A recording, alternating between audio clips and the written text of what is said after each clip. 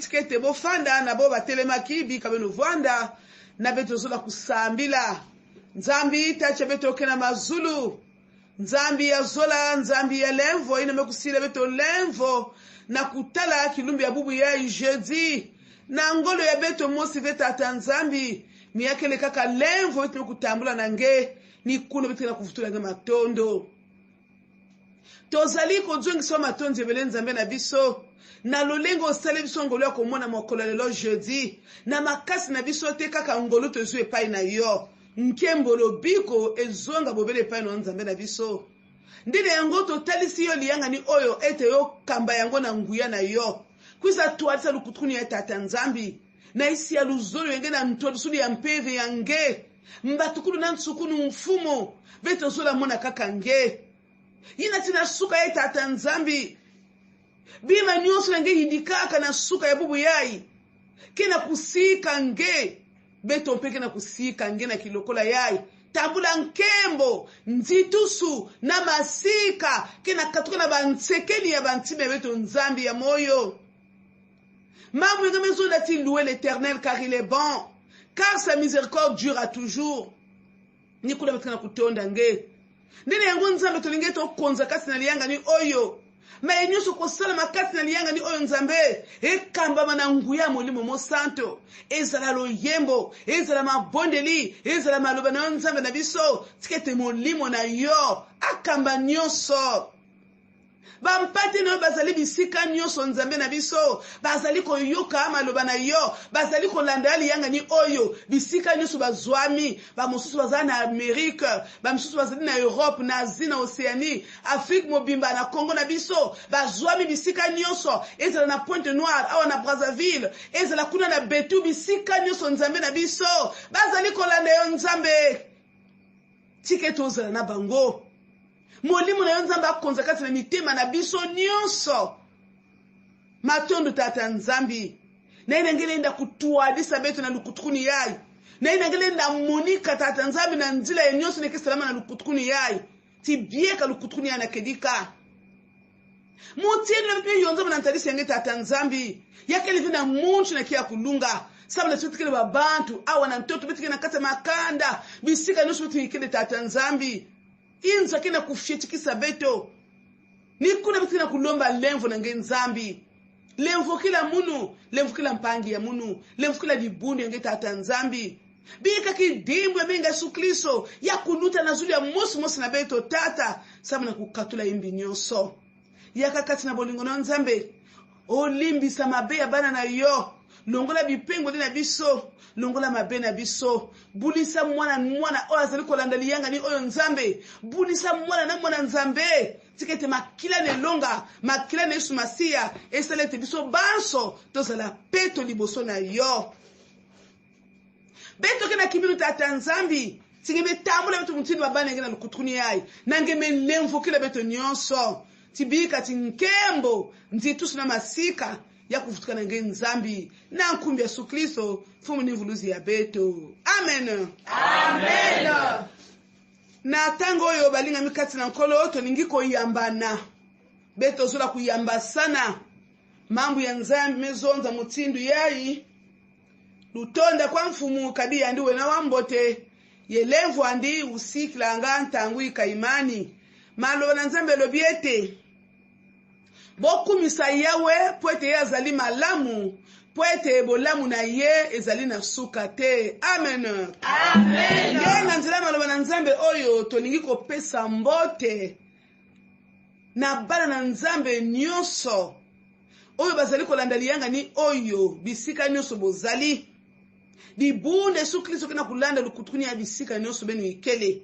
toyebi ete bazali kolanda biso kuna na Amerique bazali kolanda biso kuna na Europe bazali kolanda biso kuna na Asie na Océanie na l'Afrique nyonso bazali kolanda biso kuna na Betu na Mfondo bazali kolanda biso kuna na Pointe Noire na Dolisie na Uweso bisika nyonso na Muyonzi na Sibiti partout bozali kolanda liyanga ni oyo na nkai nzambe azala na bino banso to pesi bino mbote lingoma na nzambe mbote na bino mbote dibunde Yesu Kristo mbote ya benwe mbote wafaso ndenge nini malabwe nzambe adzwa lokumu ndene yango lolengo okola sili koyamba biso tikete to sepele longola commission technique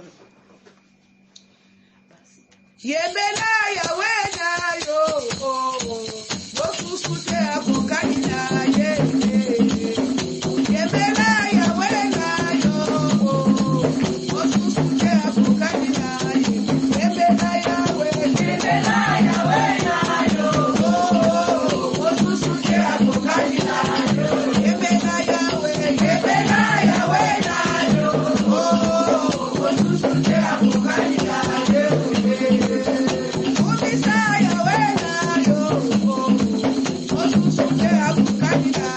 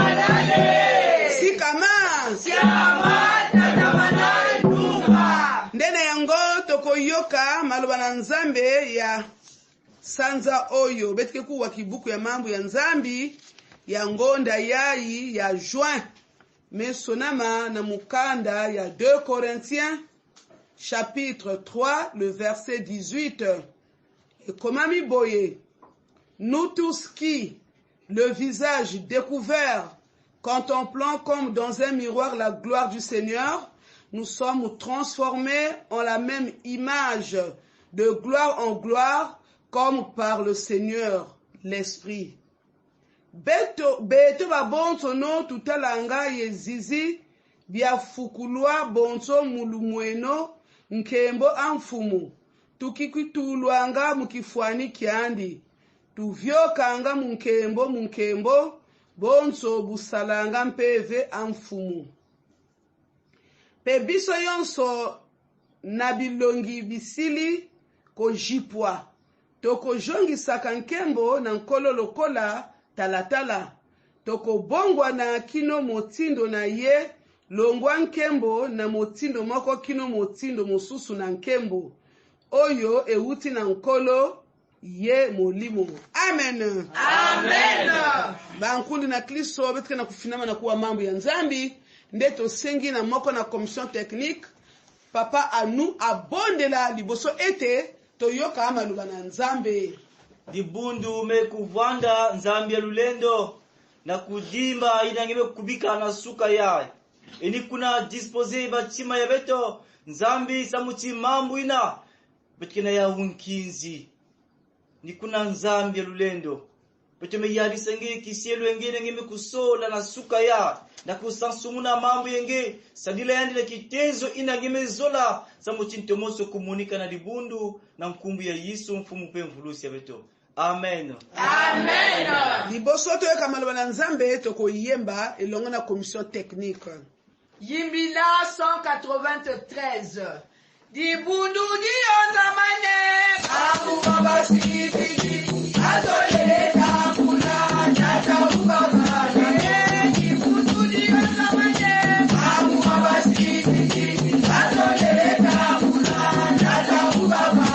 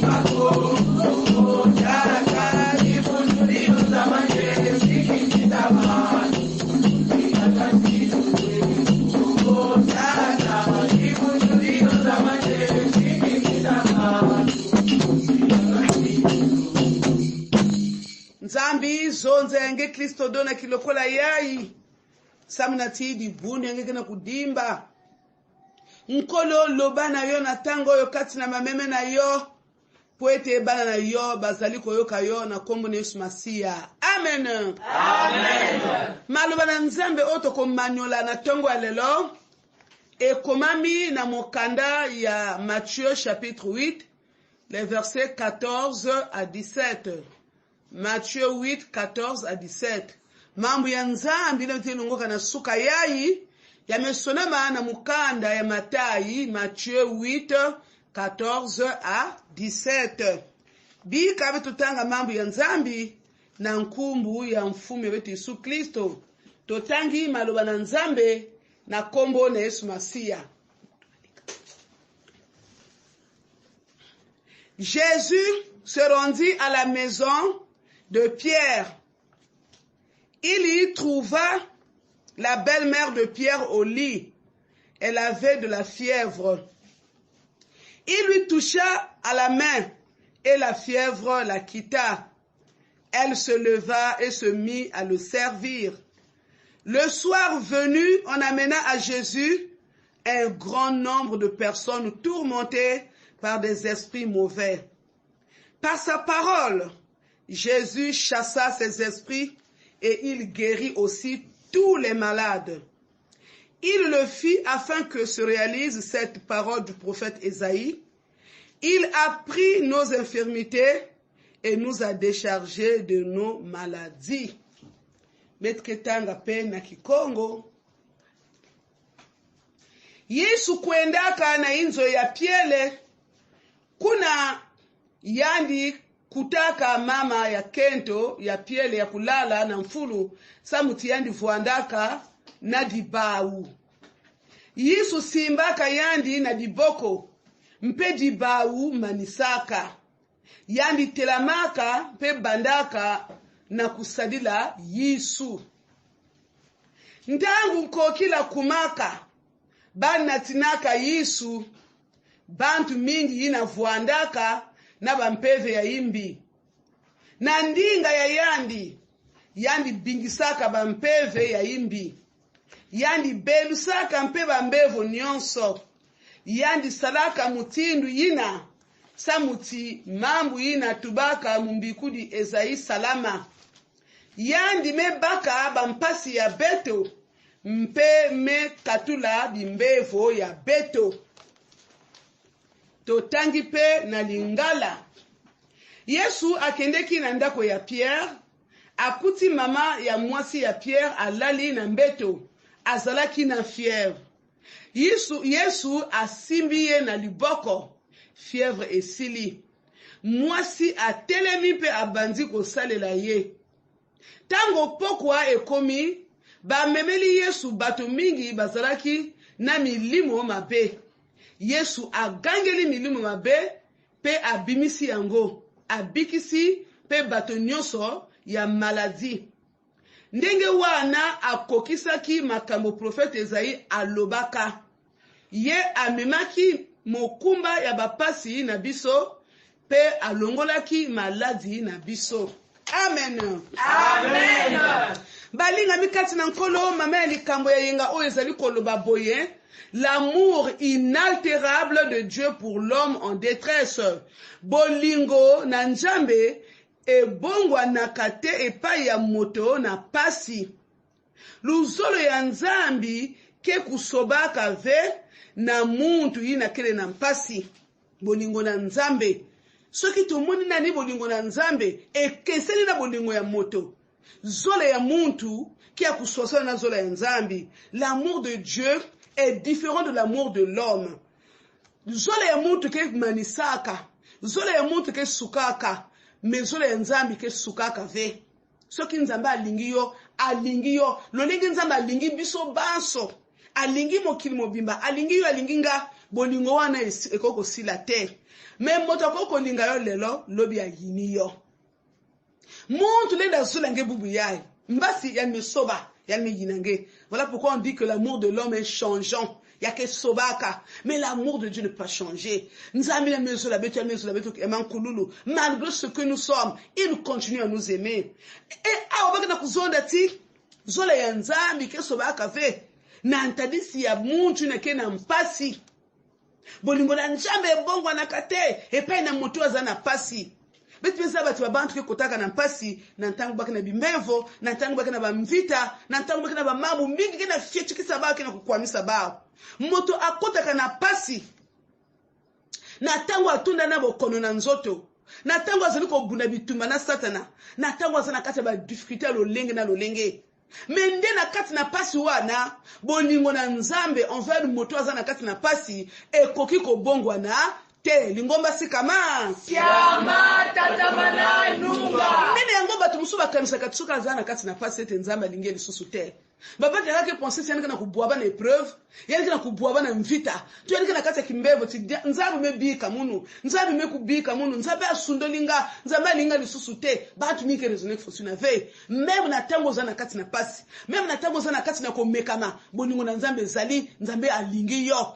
Même na ntango ngena kutraverser ba mambo ya ngolo, même na ntango ngena kati ya kimbevo, même na ntango ngena kati ya ningisunu, zola ya nzambe kele, nzambe mezola nge, na yanike bika ngeve. Ndena kati na maloba oto sili kotanga balinga mikati na nkolo bazali kolobela na biso na Yesu Masia oya bikisi babeli ebele balobi ete Jésus guérit beaucoup de malades yani meni yakisa bambevo mingi nikuna na ntangu na Yesu na kwenda zieta na milongoki ya yandi na kusalisa wabantu na manimi ya kuniakisa muntu na bandaka na boazi un lépreux ni Yesu meni yakisa ebitkete na tina manimi akuna mpe Yesu mekuiza kusadisa kisadi ya officier romain mosi. Yale mesadisa yani Yesu kina kutatama na kuzieta ebamezona ti Yesu mekota na kuniakisa bambevo mingi. Yesu akoti na kobikisa babeli ebele. Na tango oyo Yesu akei na ndako ya Pierre. Ya akoti na ndako ya Pierre, apôtre Pierre. Na tango akoti na ndako apôtre Pierre, akute na mama ya mwasi ya Pierre alali na mbeto pwete azalaki na bokono.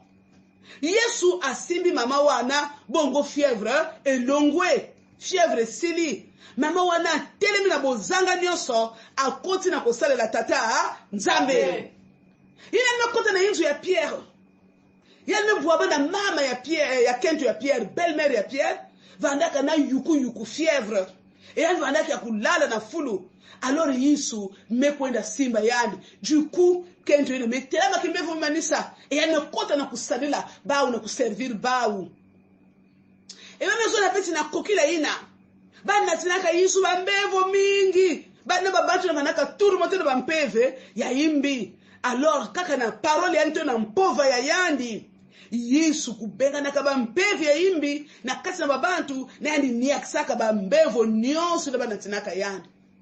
Et donc na poko wana ba mebele epa ya Yesu ebele ya bato bazalaki ya kokanga na milimo mabe bazalaki pe na bokono mendika kana nzela maloba na ye Yesu ayiko benga na milimo mabe nyonso wana pe abikisi babeli nyonso lingomba sikama Siama tatamana nunga. asali yango pete maloba na Nzambe ekokisama oyo prophète Esaïe alobaka azui mikumba na biso pe alongoli biso na bokono na biso yabeza misala ya pour ya kulunguswa inabasonika kati il a pris nos infirmités et nous a déchargés de nos maladies nina kulungisa mambo ina babikulaka depuis luwawanu ya ntama Yesu mekuiza lungisa yao na kata luwawanu ya malwanu pe na ntangu yai o manu bananzambo ete biso ni balinga mikati na nkolo.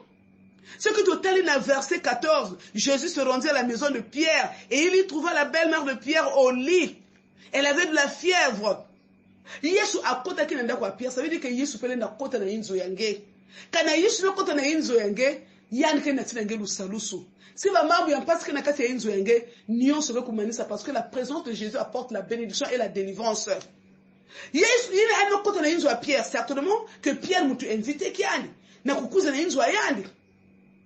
Yazo la zona tingina munu mpe. betu invite Yesu na inzo ya beto betu ko invite Yesu na kizingu ya beto kana betu be ko invite yadi na kupesa yadi nzila yani kota na kizingu ya munu yani kota na inzo ya munu yani kene tina munu saku munu si ba mbevu me vanda si diambu kele Yesu Christ dit ça parce que rien que sa présence apporte la délivrance apporte la bénédiction si kama Yama tatamananu. ba nani betu na ko invite na inzo ya beto ba nani betu na ko invite na kizingu ya beto yakile babantu na préférable na ko invite babantu mutina mutindo yakile babantu ko invite ba féticheur na mainzo ya bao yakile babantu ko invite ba praticien mais invite Jésus dans ta maison bien-aimé ni yali qui est capable de changer kizingu ange invite Yesu na nzila kiminu ange na kati ya kizingu ange na kati ya inzo yange si Jésus me kota na inzo yange me pesa place ya ntete na mantuki na kati na inzo yange kati na kizingu ange na Yesu Kristo yani ke sa sangana mambo mingi voilà pourquoi na ntango na Pierre me ko invite Yesu na inzo yange ina Yesu me ko kota me kuta belle-mère Pierre malade oh ina me simba belle-mère ina ya me ko beluka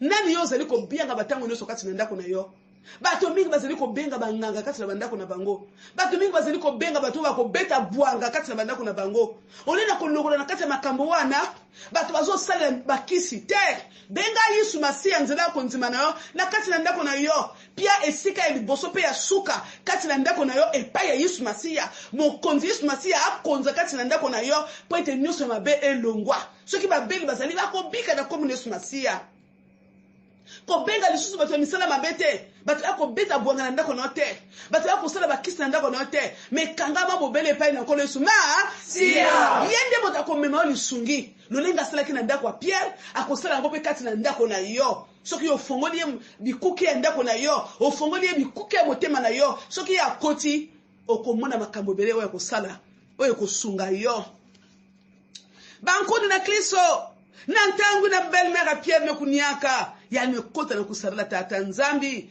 ni kuna soki nzambi asili ko visiter biso kuna asili ko sunga biso esengeli biso peto telema pona ko salela ye betu fana kutela wana kusarala tata nzambi sama nti Yesu Kristo meni natina beto lusalusu Yesu Kristo meni natina beto lunyakusu betu fana kuvanda banja bubolove beto telema na kusarala tata nzambi kati na kibakala nyonso ni kula na kuzona beto tina nkokila yina kaka na inzo wa Pierre kuna na nkokila ina ba menata na tadisi ya Yesu ba bantu beku wati Yesu kana inzo wa Pierre ba menata na ba mbevo mingi voanda kukanga na ba mpevi ya imbi na ba bantu wanaka na bimbevo pena ba mpevi ya imbi mais par sa parole kaka na maloba na ye na tango ba memeni na poko wana ba beli ebele basala kine milimo mabe ba lobete kaka na maloba na ye Yesu abenga ni milimo mabe pe apesi bango lisungi na nkokila ina mimi natina bambevo mingi Yesu kaka na mpova ya yandi yani mekubingisa bambevi ya imbi na vanaka na bambevo ina pe bambevo ina mekuniaka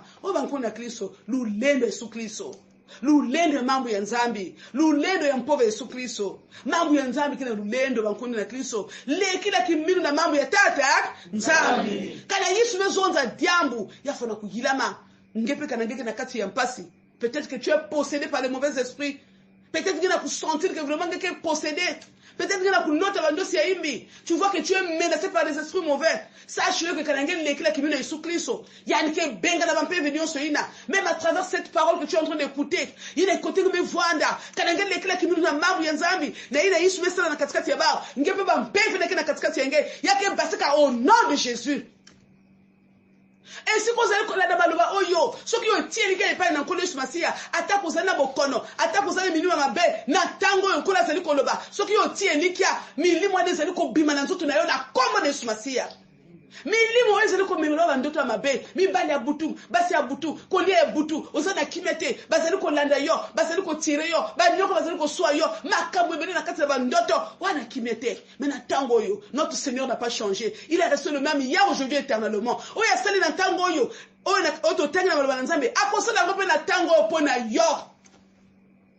Yani ke sala yope sabu na ngemu tukina kulanda culture ya le kila kimi na mambo ya tata nzambi ba ngeke bona bidim na manke ile na kati ya kizingo yange même si tu es tourmenté ke di kampangi ya munu ki joni ke leve ki mbevu kena ku persister dans nzutu yange wapi traitement ngeme bakafe wapi banga ke na kunwa fe mena suka yai kala ngeli le kila kimi na tata nzambi kala ngeli le kila kimi na Yesu Kristo ngeke bona kembo ya tata nzambi soki yo ti elika na nkolo quelque soit bokono ata ko zali ko mela ki sezo si la terre mena tongo le na komo Yesu Masia lo leke to siko tanga na kati na maloba na nzambe balobete kaka na maloba na ye milimo mabe bimi bato babiki yo pe na tongo lelo na nzela baloba na nzambe oyo ozali ko bika au nom de Jésus ngefo na niaka ngefo na kuluka. Rien ne peut résister devant la parole de Jésus. Rien ne peut résister devant la parole de Dieu. Mais rien que par la présence et la parole de Jésus, mais comme il n'a pas changé, il est resté le même hier, aujourd'hui, éternellement. Quel que soit là où tu es, sache-le que Jésus est devant toi.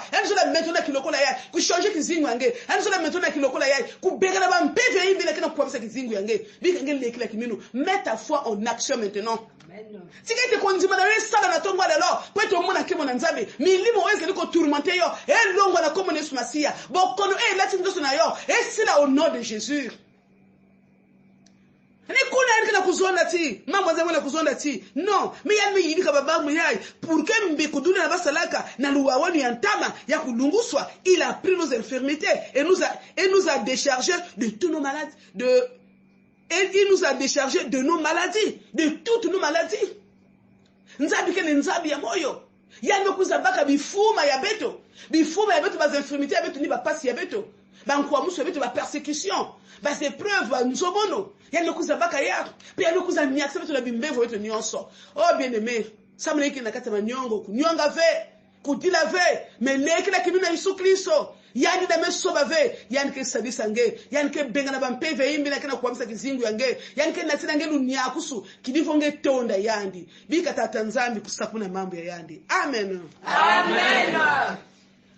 Nikula vitu kuzaba tsote na manenga ya beto bete kuzonza teme ya manenga ya beto na kati na kiminu lolenge tuzali ko loba na bino ezali récitation te mais ezali loba yango kati na kunzima maloba oyo mbala misato kati na konzima pe na tango tuzali ko yemba hymne na biso to yemango kati na bozanga nyonso na kati na kibakala nyonso e na wende mabite kusambila.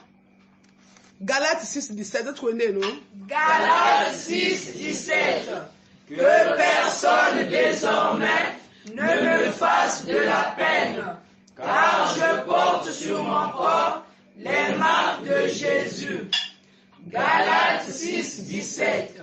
Que personne désormais ne me fasse de la peine, car je porte sur mon corps les marques de Jésus. Galates 6:17.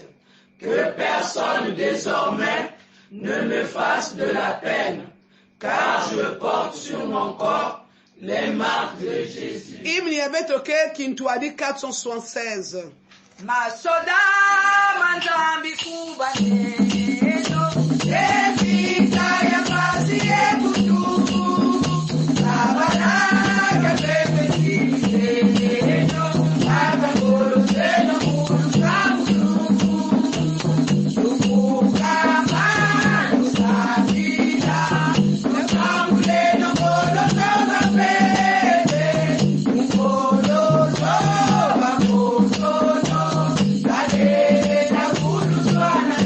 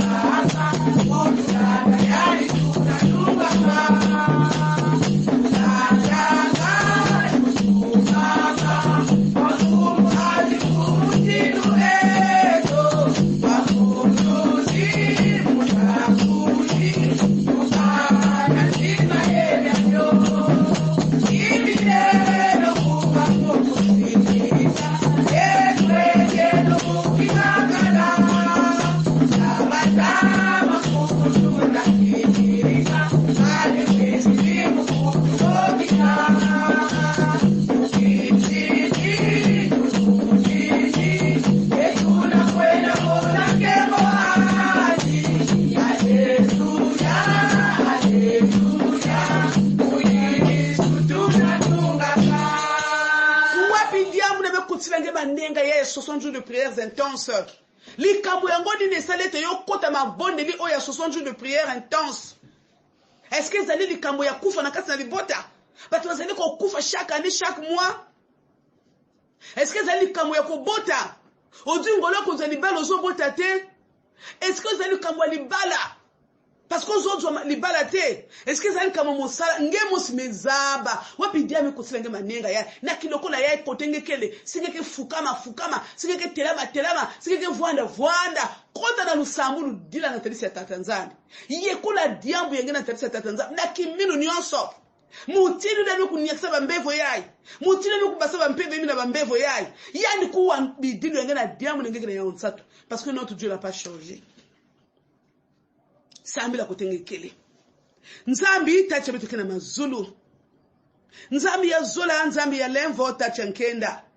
Na kilokula ya tata nzambi. Beto zula kuyekula nge di bunde nge nyonso. Ina mekutakana na kilokula na ntadisi yenge. Na nzile kilokula yabe kina kulanda bilokula yai. Ba yenge tata nzambi kina kukua muso na tantu satana. Ba mambu mingi na kufitikisa babadi yenge tata nzambi. Ba mpase mutindu yisu lenvo yenge. Ba ya kaka ya kukangama na kata bimbevo ya ngolo. Ba ya kaka na l'hôpital même si ce sont des maladies incurables yisu lenvo yenge. Nzambe to bele yo pona bampate na yo yaka kolongola bokono ezali ko tungisa bango mingi bazana kati na ko bela nzambe miyo zali docteur na liboso pe ya suka sembola loboko na nguyeli kolona babeli nyonso pete babika au nom de Jésus. Ata ko bokono ne zana nzela milimo mabe yoko benga na milimo mabe nyonso wana na kombo de spacia Yesu lemvu yenge benga na bampeve nyonso yimbina meluata kizingo babani yenge na nkombe Yesu Kristo. Quelle que soit l'origine de ton source qui me voyina, même si elle va me payer des benga na yao, même si elle est malade de l'hôpital de Nzamba, ni a qui s'attend Nzambi de l'okolo yenge, ni a qui s'attend meme yenge. Beto sur la témoigner pour n'yenge tata. Beto sur la tingue sa muntu, mutini kele ndombolo ya yandi. Basali ko senga na Nzambe, biloko ebele, ba misusu misala, ba misusu ko bota, ba misusu libala, ba misusu ba voyage, ba misusu tata Nzambe mikanda, bazana mboka mopaya kuna. Baki na étranger, baki na kuto mikanda, pesa mikanda, pesa bisadu, au nom de Jésus. Tala frère yai, tout là kaba dusel kana kwenda soki salu, yale kana isi amputu, baka kana Amérique, baka continue kote baka Nzambe, pesa bango bisala au nom de Jésus. Pesa bango ba papier ba ba papier au nom de Jésus. Pesa bango ba ndako oh Seigneur, yoko kila nyoso. Changer situation à mwana oyo anyo kwa mingi na bomo na ye yaka ko sunga ye lo lenga malo na Nzambe le mette que personne ne fasse désormais de la peine banda lelo moto atumsanga yi lisusu te peut-être nazali na nzoto na ngai na bilembo ba pota Yesu Masia moto atumsa lisusu elenge ote moto atumsa lisusu mwana mwasi oyo te peut-être nazali na nzoto na ye na bilembo ba pota Yesu Masia alors que te lo boko na we mama likolo na ye peut-être de délivrance au nom de Jésus. Badantangu ya 80 tangu yai muntu kutalisa diaka munu pasive ni kula tata Nzambi sasa di bundi yangeke na kuzomwa na tatu satana bandosi ya imbi bimbala bade ya pipa ba mfita mutindu ina oh Seigneur Jésus lemvu yange kuza diata makane mutandu na kata kizingo babani yange kidiko batamula kimpwanza tata Nzambi batamula nkudulu inakena kukatuka nenge Yesu Kristo yala bayinzu ya beto yala kizingo musu na beto bo basoluka ba voyage ba joba visa ba kende bo basali compris souffrance pesa bango biyeno malamu Nzambe yozali Nzambe tata bo bazosala ba examen ezala CEP BPC bac ba concours lenga na université kuna Nzambe yo yebi sakumuna bakutambula anevanda ne de réussite kati na bana beto biseka nyonso ba ikele nkolo to bosa likambote mais yo moko yebi parce que toi tu sens les cœurs et les reins. Bana no bazali ko bonde la moko na moko azane di kamone d'une manière spéciale. Tika ito pesa ye réponse peut ya tatu le nonga na Nzambe. Ya li sika ngene kele Nzambe ya moyo. Ti biega utu nyoso na kedika. Bamuka moyo na bwale ya beto. Bamuka moyo na dibundi ya beto. Bamuka moyo na consoir ya beto. Bamuka moyo na paroisse mayangi. Biega utu nyoso na kedika na nkumbi ya Yesu Kristo. Amen. Amen. Tokomi na suka lienga na biso ndeko zongsa matonzi ebele.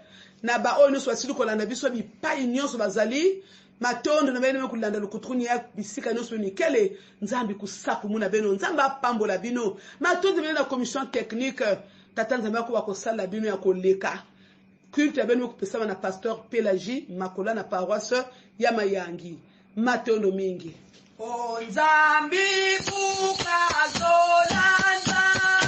akuwakete tutela abana mwana kwa mami toja kwa Nzambi toja kwa Nzambi toja kwa Nzambi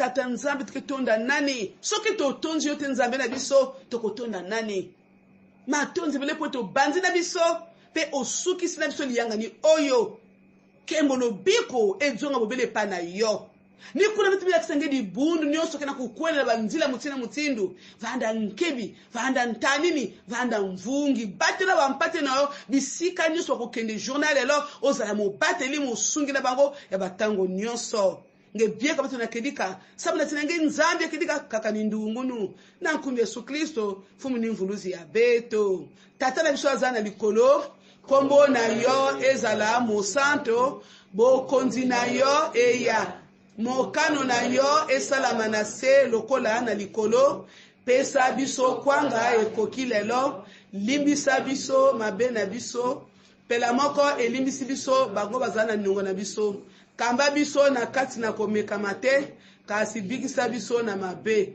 po ete na yo ejali bokonzi na nguya na nkembo lobiko na lobiko tika ete ngolu na nkolo Yesu Masiya bolingo na Nzambe tata pe lisanga na molimo mo santu ezala na bino nyonso banda lelo kinosuka na ekeke amen Amen. mokolo elamu na bino banso kilumbu ya mbote na bino nyonso ye Ye mato